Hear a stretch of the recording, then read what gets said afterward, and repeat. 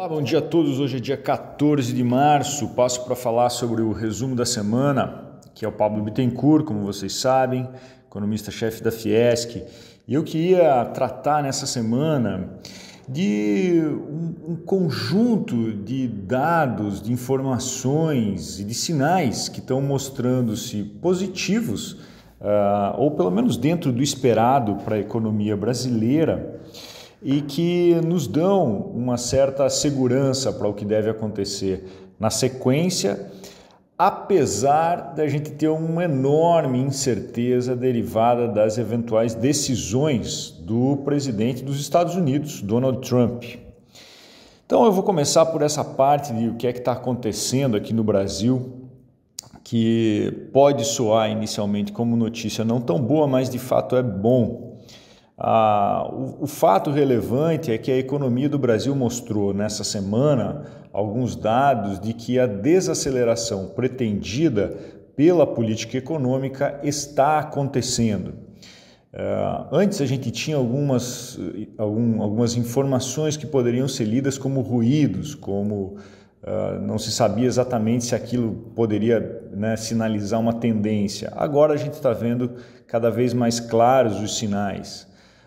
Saiu o dado do PIB no quarto trimestre, um crescimento bem limitado, 0,2% apenas, e os dados de janeiro para a indústria que saíram nessa semana vieram com 0 de crescimento, a expectativa era 0,4%, e também os serviços, que como a gente sabe representam 70% da economia, vieram com crescimento negativo de 0,2%.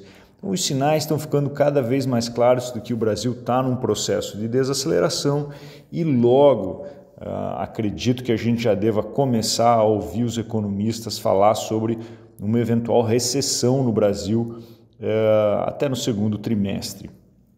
Bom, é claro que essa desaceleração tem muitíssimo a ver com uma política fiscal e monetária, sobretudo monetária, mais restritiva. Eu venho comentando aqui dizendo que desde a metade do ano de 2024 a política fiscal tem sido menos expansionista e a política monetária está muito contracionista, né? A gente vê a taxa de juros está em 13,25 hoje. Então isso tem gerado esses efeitos de menor atividade econômica. O que é importante nisso? Menor atividade é o primeiro momento, antes da desaceleração da inflação.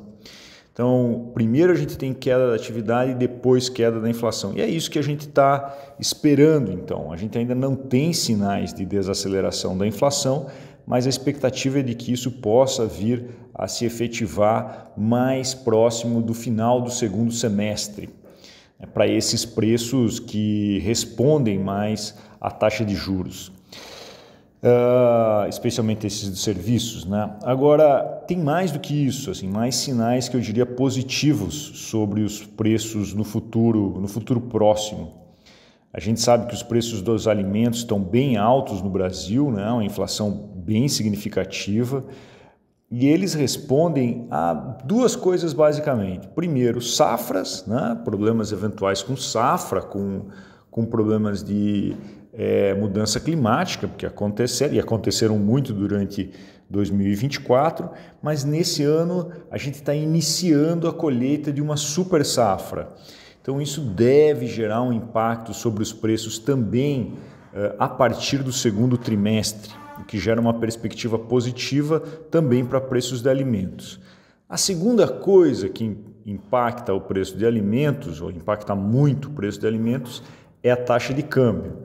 Ela caiu um pouco, mas teria que cair um pouco mais, teria que ir para uma coisa mais próxima de 5,5 para a gente ter uma perspectiva ainda melhor para a taxa de câmbio, e aí há muito mesmo o que considerar, não é?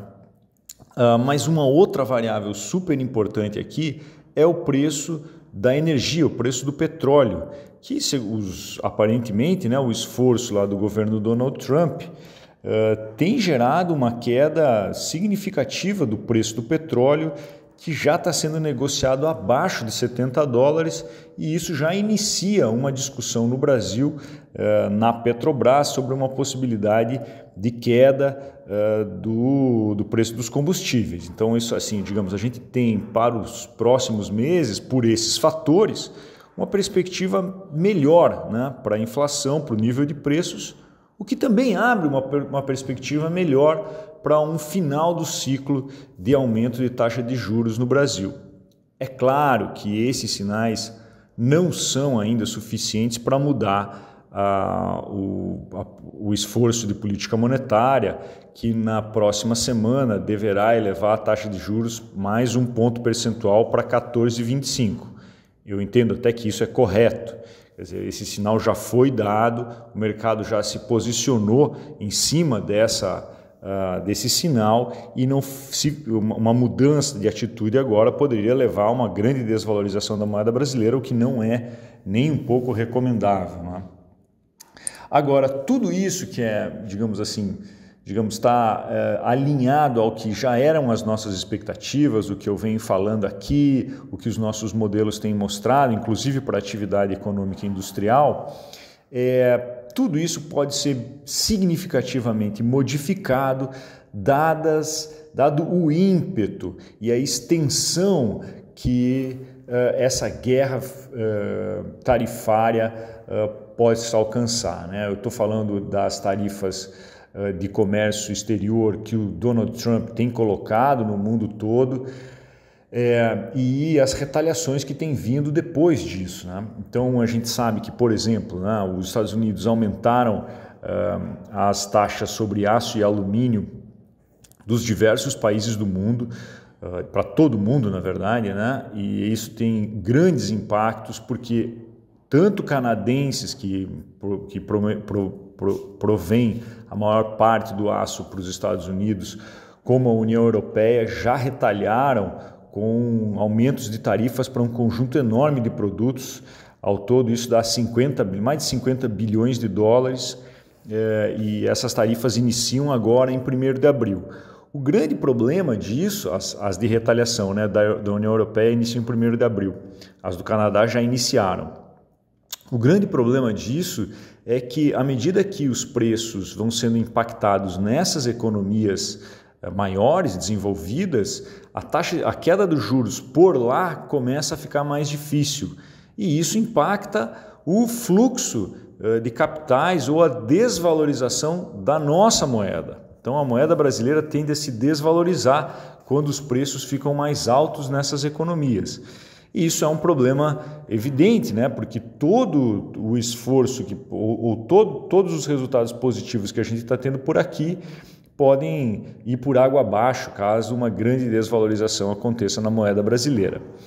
Bom, além disso, eu acho que é importante ter em perspectiva também que essas elevações de taxas nos Estados Unidos vão levar a algum impacto negativo para o Brasil, né? Mas especialmente para esses países que estão dentro da guerra tarifária. É por isso que o Brasil tem que se esforçar muito para ficar o mais longe possível dessa guerra tarifária. É claro que é impossível ficar totalmente fora, mas eu vou dar um dado para vocês. Eu estava vendo hoje um relatório do IPEA sobre o impacto do aumento das tarifas de 25% de aço e alumínio nos Estados Unidos. Um dos maiores prejudicados é a economia dos Estados Unidos, mas no final quase todo mundo sai prejudicado desse aumento de tarifas, né? Brasil, Canadá, México, China, todo mundo se prejudica, mas quem perde mais aparentemente, segundo esse estudo, é os Estados Unidos. E onde é que perde mais?